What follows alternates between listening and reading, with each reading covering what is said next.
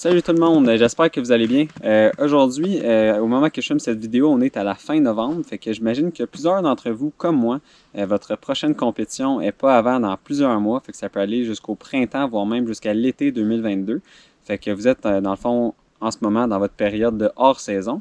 Fait que justement, dans cette vidéo, je vais donner mes conseils principaux pour comment s'entraîner durant cette période-là pour être le plus prêt pour la prochaine année.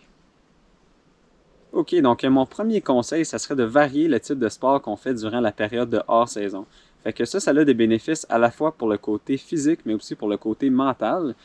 Pour commencer avec le côté physique, là, il faut comprendre que pour devenir un bon coureur, il faut développer deux types de systèmes principaux. Donc, on a premièrement le système musculo-squelettique. Fait que ça, c'est nos muscles, nos articulations, nos os. Mais on a aussi le système cardiovasculaire, ce qui est notre cœur. Fait que peu importe le sport qu'on fait, qu'on soit en train de faire du ski de fond, de la course à pied, du ski mo, de la nage, notre cœur, lui, il connaît pas la différence. Fait que par exemple, si on regarde quelqu'un qui court à une fréquence cardiaque de 140 battements par minute versus quelqu'un qui fait du vélo à une fréquence cardiaque de 140 aussi, le cœur, lui, va pas connaître la différence. Fait que si on regarde strictement d'un point de vue aérobique, on va avoir les mêmes bénéfices, peu importe le type de sport qu'on fait. La seule différence, par contre, c'est qu'en faisant d'autres sports, on ne travaille pas nécessairement les muscles qui sont sollicités pour la course à pied. Mais ça, c'est pas nécessairement une mauvaise chose parce que vu que la course est dans encore très longtemps, c'est pas nécessaire de s'entraîner spécifiquement pour la course. Puis en plus, comme on le sait, la plupart des autres sports, comme mettons du ski de fond ou du vélo, c'est des sports avec un très faible impact. Donc ça va réduire le risque de blessure tout en travaillant évidemment le côté aérobique. Et aussi, d'un point de vue mental, ça peut vraiment faire du bien de varier le type de sport qu'on fait pendant la période de hors-saison. Il y en a qui sont capables, mais je pense que la majorité d'entre nous, courir, de toujours courir pendant 12 mois à l'année, ça peut être vraiment taxant mentalement. Fait que ça peut justement nous causer à avoir un burn-out. Puis on va se le dire, là, surtout au Québec, l'hiver, il y a pas mal de journées que c'est pas mal plus plaisant d'aller faire du vélo à l'intérieur sur Zwift en regardant un film plutôt que de se forcer à aller courir. Là, quand il fait moins 20 degrés dans le noir là, à la frontale. Fait que justement, là, si on peut avoir le même type de bénéfice qu'on soit en train de faire du vélo versus la course, pourquoi pas aller faire du vélo? OK, donc mon deuxième conseil, ça serait de faire la grande majorité de ces entraînements à une faible intensité. Fait que pour ceux qui utilisent le système de zone, ça serait principalement dans la zone 1 ou dans la zone 2. Fait que dans le fond, dans presque tous les plans d'entraînement, il y a souvent 4 phases. Fait qu'on a la phase de repos. Fait que ça, c'est après la dernière compétition de l'année. Fait que ça peut aller de 2 semaines pour certains jusqu'à 2 mois pour d'autres. Où c'est que là, on fait vraiment juste récupérer. Là, on fait très peu d'entraînement en général. Après, on a la phase de développement, ce qui est justement plus axé sur le volume. Puis là, ensuite, plus qu'on s'approche de la course, on va rentrer dans la phase spécifique, où c'est là qu'on va faire des entraînements là, très difficiles, des intervalles, avec beaucoup d'intensité spécifique justement aux demandes de la course. Et là, finalement, on va avoir la phase d'affûtage ou le taper qui va être là dans les 1 à 3 semaines avant la compétition. Fait que justement, pendant la période de hors-saison, on va passer beaucoup de temps justement dans la phase de développement. Fait que dans cette phase de développement-là, comme j'ai dit tantôt, dans le fond, l'accent il est vraiment mis sur le volume plutôt que l'intensité. Si on fait des entraînements d'intensité là, à l'année longue, c'est sûr que finalement, à un certain point, on va crash. Parce que quand on fait des entraînements vraiment intenses, c'est vraiment facile d'augmenter notre forme physique, là, de devenir encore plus là, rapide puis en bonne forme. Sauf que le problème, c'est qu'on ne peut pas garder ce pic-là très longtemps. Fait que justement, là, si on en fait 3-4 semaines des entraînements VO2 max très difficiles, ça se peut qu'on atteigne une très bonne forme physique, mais après environ 5-6 semaines, on va stagner, puis là, éventuellement, on va même descendre d'un point de vue de notre forme physique. D'où l'importance de vraiment créer notre base, créer la fondation dans la phase de développement pendant la période de hors-saison pour éventuellement, dans la phase spécifique, là, commencer à faire des entraînements plus intenses, plus spécifiques à la course, une fois qu'on aura justement notre base.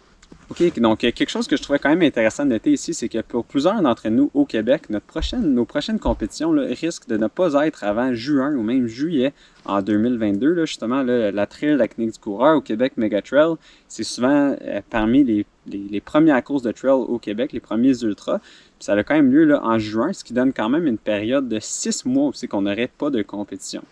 Fait que c'est sûr que si on regarde notre développement à long terme, ne pas faire d'entraînement très intense pendant 6 mois, c'est pas la meilleure chose. Il faut quand même, si on veut s'améliorer, il faut éventuellement en faire.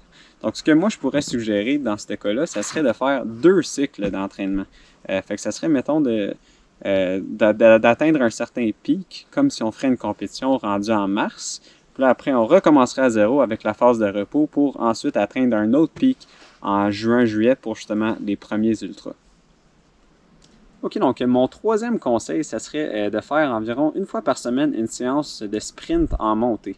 Fait que l'objectif de ce genre de séance-là, c'est vraiment pas que ça soit difficile ou que ça soit taxant sur le corps. C'est vraiment, en fait, ça a 2 objectifs principaux.